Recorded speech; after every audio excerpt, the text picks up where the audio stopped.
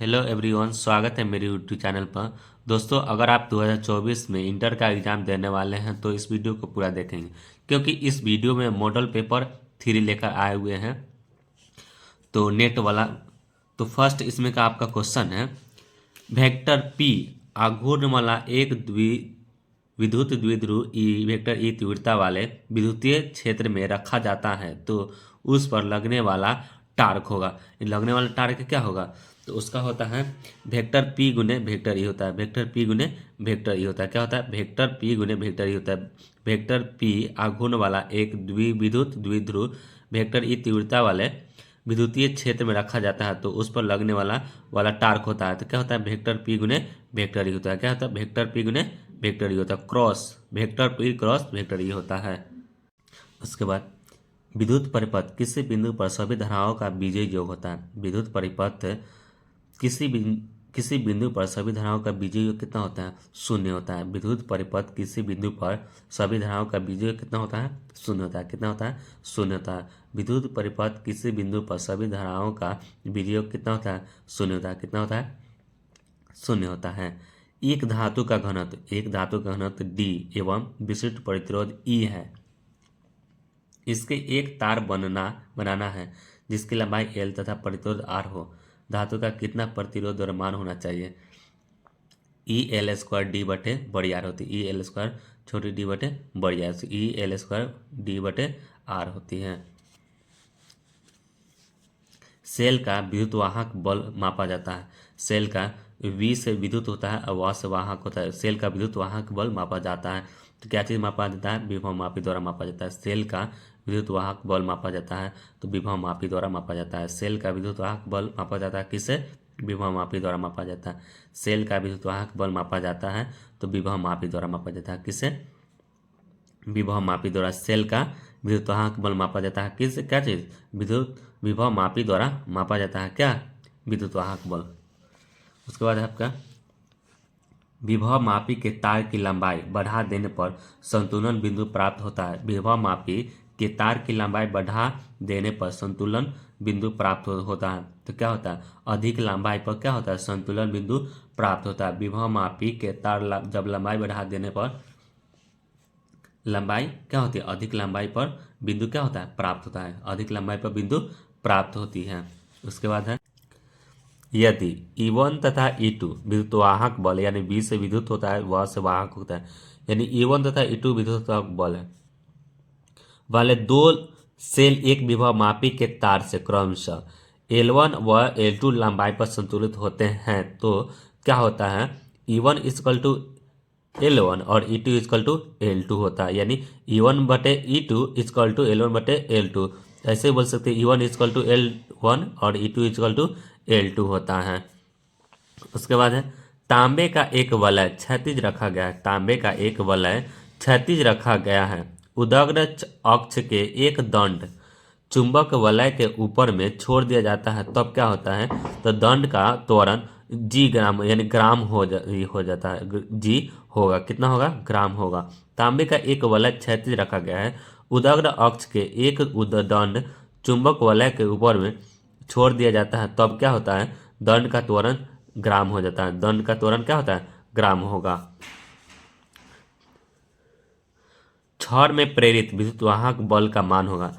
छड़ में प्रेरित विद्युतवाहक बल का मान कितना होता है? तो शून्य होता है। छड़ में प्रेरित विद्युतवाहक बल का मान कितना होता है? शून्य होता है। याद रखिए, छड़ में प्रेरित विद्युतवाहक बल का मान कितना होता है? शून्य होता है। कितना होता है? शून्य होता है। प्रतिवर्ती धारा परिपथ में अनुनाद की अवस्था में धारा तथा विद्युतवाहक बल के बीच कलांतर होता है। प्रतिवर्ती धारा परिपथ में अनुनाद की अवस्था में धारा तथा विद्युतवाहक बल के बीच कलांतर होता है तो कलांतर कितना होता है? शून्य होता है। कितना होता है? कलांतर शून्य होता है। याद रखिएगा, परिपथ में अनुनाद की अवस्था में धारा विद्युतवाहक बल के बीच कलांतर कितना होता है? शून्य होता है। कितना होता है? शून्य होता है। प्रेरक एल में बहने वाला प्रेरक एल में बहने वाली धारा आई के कारण गतिज ऊर्जा होती है। आई के कारण गतिज ऊर्जा क्या होती है? तो शून्य होती है। क्या होती है? गतिज ऊर्जा शून्य होती है। क्या होती है? गतिज ऊर्जा शून्य होती है। प्रेरक एल में बहने वाली धारा के कारण गतिज ऊर्जा होती है तो शून्य होती है। क्या होती है? शून्य होती है। उसका प्रतिवर्ती धारा प्रतिवर्ती धारा परिपथ में शक्ति व्यय होती है, परिपथ में शक्ति व्यय होती है तो क्या होती है, केवल प्रतिरोध में होती है। प्रतिवर्ती धारा परिपथ में शक्ति व्यय होती है, केवल प्रतिरोध में होते हैं। क्या होते हैं, केवल प्रतिरोध में होते हैं। प्रतिवर्ती धारा परिपथ में शक्ति व्यय होती है यानी घटती है, किसकी, केवल प्रतिरोध में, किसकी, केवल प्रतिरोध में होती है। इसके बाद 12 नंबर क्वेश्चन है, अन्योन प्रेरकत्व का मात्रक होता है। अन्योन प्रेरकत्व का मात्रक यानी ऐसा मात्रक क्या होता है, तो हेनरी होता है। क्या होता है, हेनरी होता है। अन्योन प्रेरकत्व का ऐसे मात्रक क्या होता है, हेनरी होता है। अन्योन प्रेरकत्व का मात्रक क्या होता है, हेनरी, याद रखें क्या होता है, हेनरी होता है।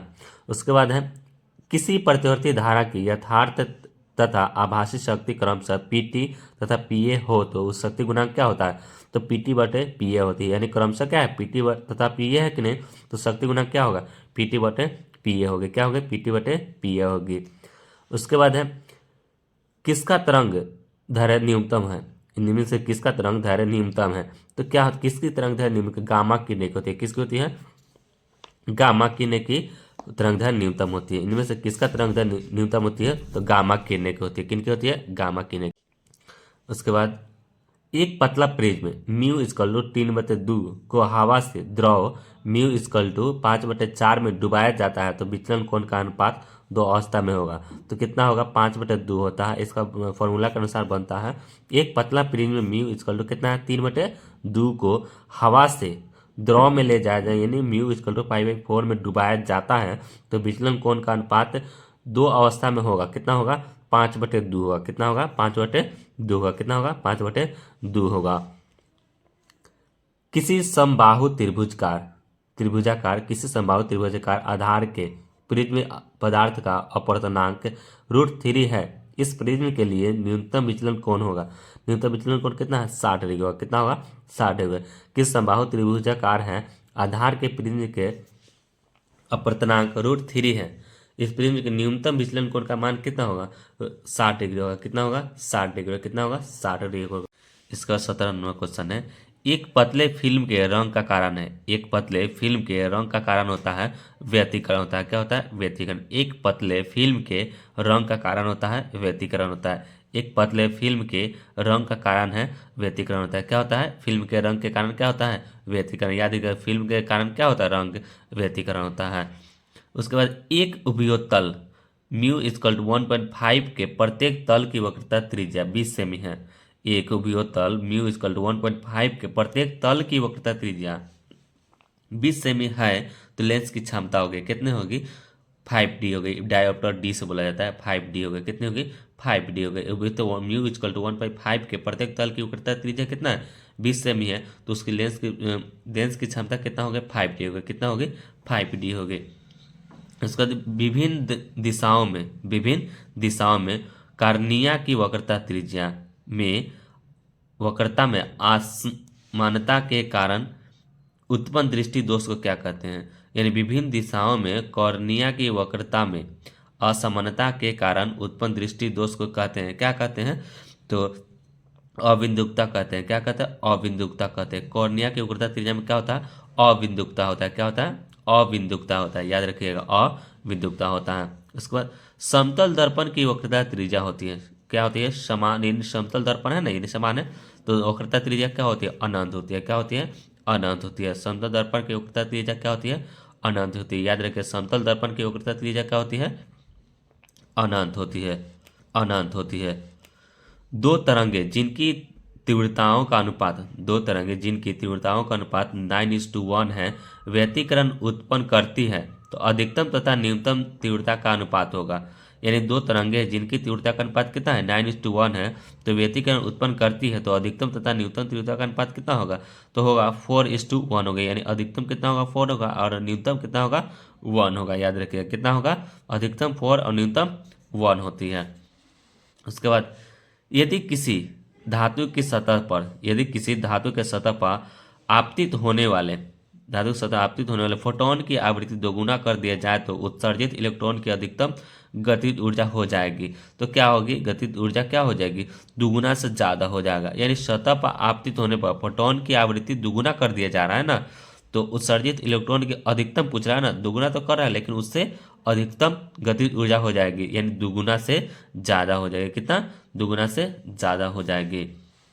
इसके बाद, प्रकाश विद्युत प्रभाव समर्थन करता है। प्रकाश विद्युत प्रभाव समर्थन करता है, किसका समर्थन करता है?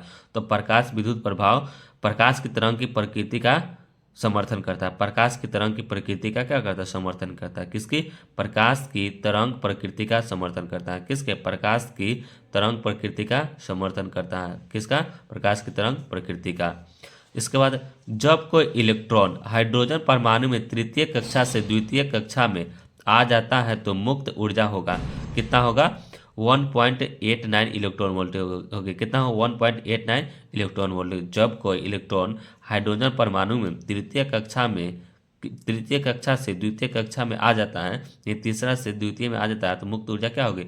1.89 इलेक्ट्रॉन वोल्ट होगी। कितना होगी? 1.89 इलेक्ट्रॉन वोल्ट होगी। उसके बाद हाइड्रोजन परमाणु में न्यूनतम ऊर्जा स्तर में इलेक्ट्रॉन का कोणीय संवेग होता है। हाइड्रोजन परमाणु में न्यूनतम ऊर्जा स्तर में इलेक्ट्रॉन का कोणीय संवेग होता है, तो क्या होता है? h/2 होता है। कितना होता है? h/2 होता है। हाइड्रोजन परमाणु में कितना होता है? न्यूनतम h/2 होता है। नाभिकीय रिएक्टर में नियंत्रक छड़ें बनी होती है। नाभिकीय रिएक्टर में नियंत्रक छड़ें बनी होती है, तो क्या चीज़ के बनी होती है? कैडमियम की छड़ बनी होती है। क्या चीज़ की? आप जानते हैं छड़ क्या चीज़ की होती है? कैडमियम की बनी होती है नाभिकीय रिएक्टर में। किस चीज़ का? कैडमियम की। कौन सा अस्थायी है? और अस्थायी कौन सा होता है? न्यूट्रॉन होता है, यानी इसकी अस्थायी जगह ही नहीं है। निम्नलिखित में कौन सा अस्थायी है? तो न्यूट्रॉन होते हैं। कौन होती है? न्यूट्रॉन होती है। निम्नलिखित में कौन सा अस्थायी होते हैं? तो न्यूट्रॉन होते हैं। कौन होती है? न्यूट्रॉन होती है। नॉर गेट का बुलियन व्यंजक है। नॉर गेट का बुलियन व्यंजक क्या होता है? यानी नॉर का जो एन जहां लगा रहता है वो उसके ऊपर छत दिया रहता है, यानी वेक्टर दिया रहता है, तो इसमें कौन सा हो जाएगा? आपका a+b=y होता है। वेक्टर a+b=y होता है। याद रखिएगा, नॉर गेट के लिए क्या होता है? वेक्टर a+b=y होती है। क्या होती है? वेक्टर a+b=y होती है। इसके बाद 29 नंबर क्वेश्चन, चित्र में दिखाया गया लॉजिक गेट है, तो जो गेट बनाया गया है ये कौन सा गेट है? आपको दिया है और, नॉर, नैंड, एंड दिया है, तो इसमें कौन सा? एंड का होता है। कौन होता है? ये एंड का होता है। एंड मतलब और, ये डबल गया है इसमें होता है, तो ये कौन सा दिखाया गया गेट जो बनाया गया है कौन सा है? एंड है। कौन सा है? एंड है।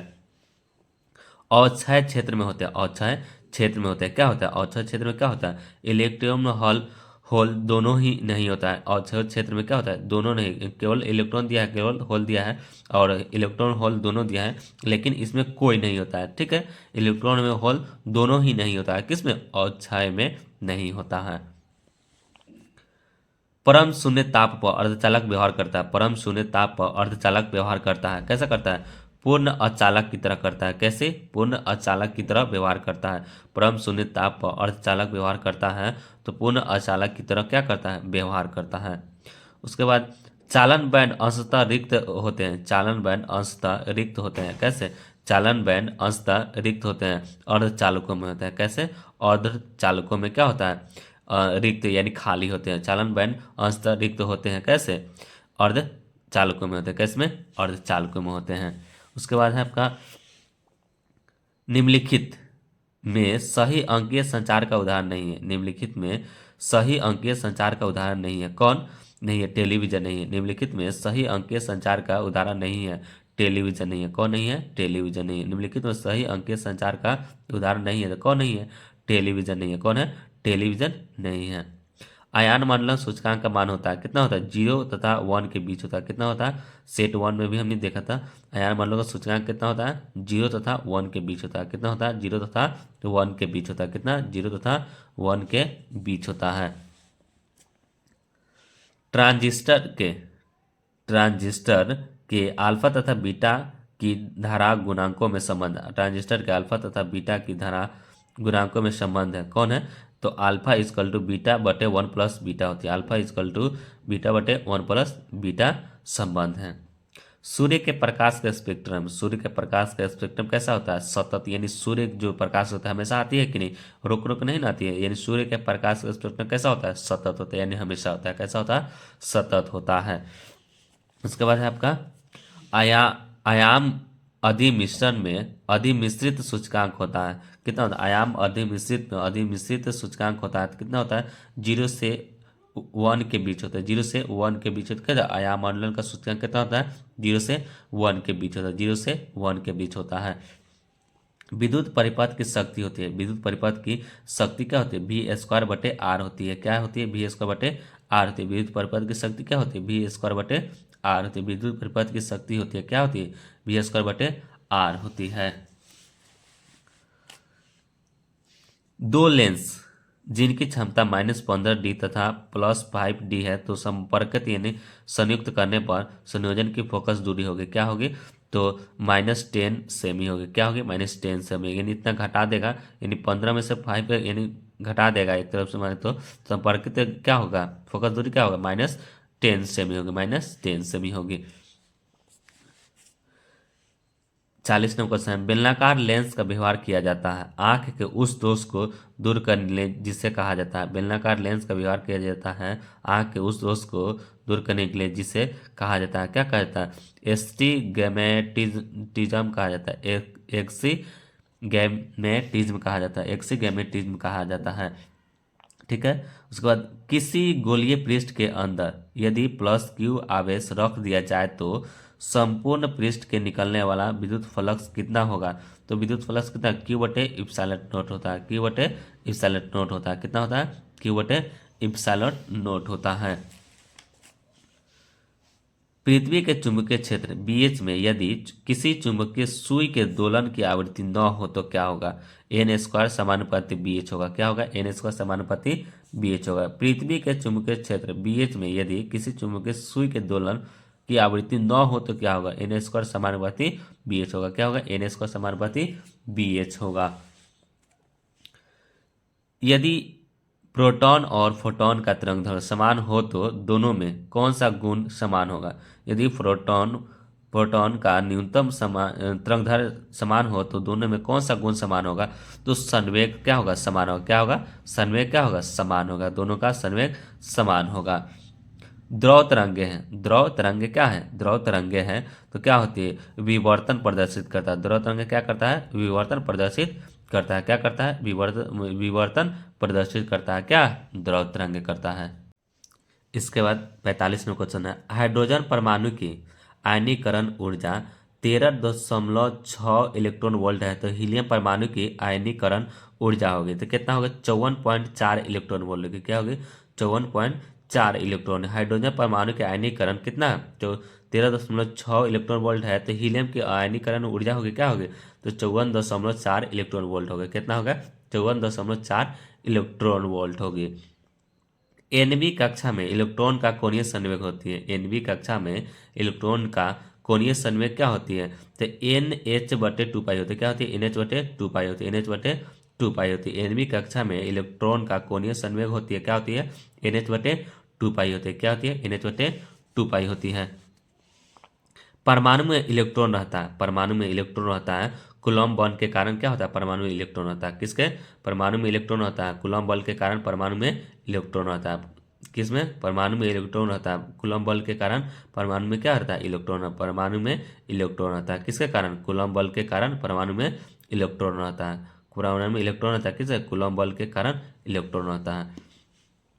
प्रकाश विद्युत प्रभाव की व्याख्या के लिए प्रकाश को माना जाता है, प्रकाश विद्युत प्रभाव की व्याख्या के लिए प्रकाश को माना जाता है तो क्या माना जाता है, तो माना जाता है कि ऊर्जा के पैकेट रूप में माना जाता है, कैसे माना जाता है, ऊर्जा के पैकेट के रूप में क्या माना जाता है, प्रकाश को माना जाता है, कैसे, पैकेट, ऊर्जा के पैकेट के रूप में क्या माना जाता है, प्रकाश को माना जाता है व्याख्या के रूप में। ठीक है, पैकेट के रूप में याद रखिएगा।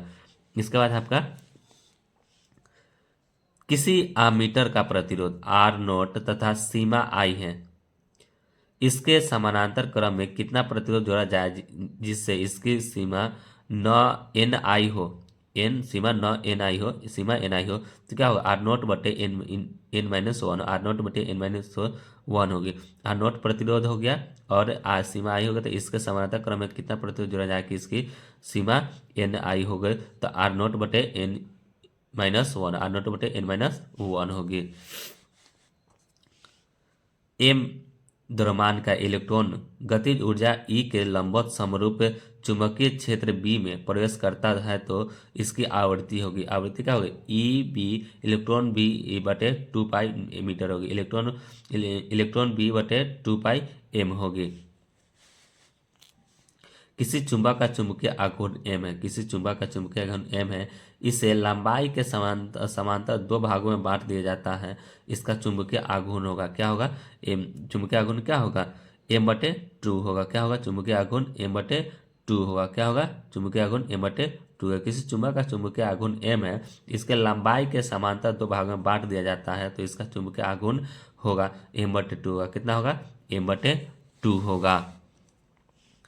चुंबकीय फ्लक्स का मात्रक होता है, चुंबकीय फ्लक्स का मात्रक क्या होता है, टेस्ला मीटर स्क्वायर होता है, क्या होता है, टेस्ला मीटर स्क्वायर होता है। चुंबकीय फ्लक्स का मात्रक क्या होता है, टेस्ला मीटर स्क्वायर होता है, टेस्ला मीटर स्क्वायर। याद रखिए चुंबकीय वीवीआई क्वेश्चन, चुंबकीय फ्लक्स का मात्रक क्या होता है, टेस्ला मीटर स्क्वायर होता है।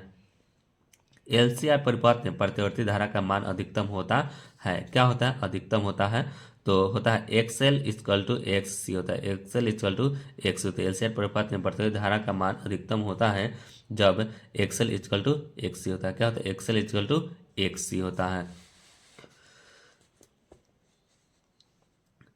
प्रतिवर्ती परिपथ में प्रेरण एल है, धारा आई है, इसकी शक्ति होगी क्या होगी, शून्य होगी, शून्य होगी। प्रतिवर्ती परिपथ में प्रेरण एल है तथा धारा आई है, तो इसकी शक्ति होगी क्या होगी, शून्य होगी, क्या होगी, शक्ति शून्य होगी, क्या होगी, शक्ति शून्य होगी। प्रतिवर्ती धारा का उपयोग नहीं किया जाता है, प्रतिवर्ती धारा का उपयोग नहीं किया जाता, किसमें नहीं किया जाता, प्रतिवर्ती धारा का उपयोग नहीं किया जाता, किसमें, विद्युत विच्छेदन के लिए नहीं किया जाता है। याद रखिएगा प्रतिवर्ती धारा का उपयोग नहीं किया जाता है, विद्युत विच्छेदन के लिए नहीं किया जाता है, प्रतिवर्ती धारा का उपयोग नहीं किया जाता है, तो विद्युत विच्छेदन के लिए नहीं किया जाता है। दो प्रकाश तरंगों के कलांतर और पथांतर का अनुपात होता है, दो प्रकाश तरंगों के कलांतर और पथांतर का अनुपात होता है 2π/λ होता है, कितना होता है, 2π/λ होता है। दो प्रकाश तरंगों के कलांतर और पथांतर का अनुपात होता है तो 2π/λ होता है, कितना होता है, 2π/λ होता है। निम्नलिखित में कौन सा जोड़ा आभासी तथा वास्तविक प्रतिबिंब बनाता है, निम्नलिखित में कौन सा जोड़ा आभासी तथा वास्तविक प्रतिबिंब बनाता है, तो किसमें बनाता है, उत्तल लेंस तथा अवतल दर्पण बनाता है। अवतल बड़ा है कि नहीं, उत्तल छोटा है, यानी उत्तल 3 अक्षर है, 2 अक्षर, और ये क्या है, 4 अक्षर है तो 3 अक्षर, एक एक घटा हुआ है कि नहीं, तो उत्तल लेंस और अवतल दर्पण आभासी और वास्तविक प्रतिबिंब बनाता है। 58 नंबर क्वेश्चन है, प्रकाश की किरण हवा से कांच में प्रवेश करती है, किसे, हवा से जब कांच में प्रवेश करती है तो इसकी चाल किस प्रकार परिवर्तित होगी, किस प्रकार परिवर्तित होगी, तो घटना और बढ़ना इसके रंग पर निर्भर करता है, यानी जो कांच की जैसा रंग रहेगा उसके ऊपर निर्भर करता है, ठीक है। घटना और बढ़ना इसके रंग पर निर्भर करता है। किस राशि का मात्रक वोल्ट/मीटर होता है, किसका होता है, विद्युत क्षेत्र का मात्रक क्या होता है, वोल्ट/मीटर होता है। विद्युत क्षेत्र का मात्रक क्या होता है, वोल्ट/मीटर होता है, किसका, विद्युत क्षेत्र का मात्रक क्या होता है, वोल्ट/मीटर। चाहे ऐसे ही याद रखिएगा, विद्युत क्षेत्र का मात्रक क्या होता है, वोल्ट/मीटर, उल्टा भी याद रखिएगा। लॉरेंज बल के लिए कौन सा व्यंजक सही है, लॉरेंज बल के लिए कौन सा व्यंजक सही है, तो vector F equal to q into vector E plus vector V गुने B होता है, V क्रॉस B होता है। याद रखिए पढ़े होंगे, इससे वेक्टर F इसको यानी फोर्स कहा जाता है इक्वल टू क्यू आवेश, vector E plus vector V गुने B होता है क्रॉस वाला, ठीक है। उसके बाद कैथोड किरणें है, कैथोड किरणें क्या है, तो ये इलेक्ट्रॉन होते हैं, कैथोड किरणें क्या है, इलेक्ट्रॉन है, कैथोड किरणों क्या है, इलेक्ट्रॉन है, कैथोड किरणें क्या है, इलेक्ट्रॉन है। याद रखिए कैथोड किरणें क्या है, एक इलेक्ट्रॉन है, कैथोड किरणें क्या है, एक इलेक्ट्रॉन है, इलेक्ट्रॉन है। उसके बाद है किसी चुंबक की ज्यामितीय लंबाई, किसी चुंबक की ज्यामितीय लंबाई Lg तथा चुंबकीय लंबाई Lm के बीच संबंध होता है, तो क्या होता है, Lm के बीच संबंध क्या होता है, तो Lm इक्वल टू 5/6 Lg होता है, कितना, Lm इक्वल टू 5/6 Lg होता है, कितना होता है, Lm इक्वल टू 5/6 Lg होता है। इसके बाद 63 नंबर क्वेश्चन है, आवेशित संधारित्र पर संग्राहक पट्टिका और संगणक प्लेट के आवेशों का योग कितना होता है, 0 होता है। आवेशित संधारित्र पर संग्राहक पट्टिका और संगणक प्लेट के आवेश का योग कितना होता है, 0 होता है। प्रकाश का वेग अधिकतम होता है, किसमें होता है, हवा में प्रकाश का वेग अधिकतम होता है। प्रकाश का वेग अधिकतम किसमें होता है, तो हवा में होता है, किसमें होता है, हवा में होता है। किलोवाट घंटा मात्रक होता है, किसका होता है, किलोवाट घंटा मात्रक होता है, तो विद्युत ऊर्जा का ऐसा मात्रक क्या होता है, किलोवाट घंटा होता है, क्या होता है, किलोवाट घंटा मात्रक किसका होता है? विद्युत ऊर्जा का एसआई मात्रक होता है। किसी स्थान पर नमन कोण लेमडा है तो टेन लेमडा का व्यंजक होगा तो क्या होगा? बी भी बाई बी एच होगा, बी भी बाई बी एच होगा। कितना होगा? नमन कोण का लेमडा है तो टेन लेमडा का मान व्यंजक कितना होगा? बी भी बाई बी एच होगा।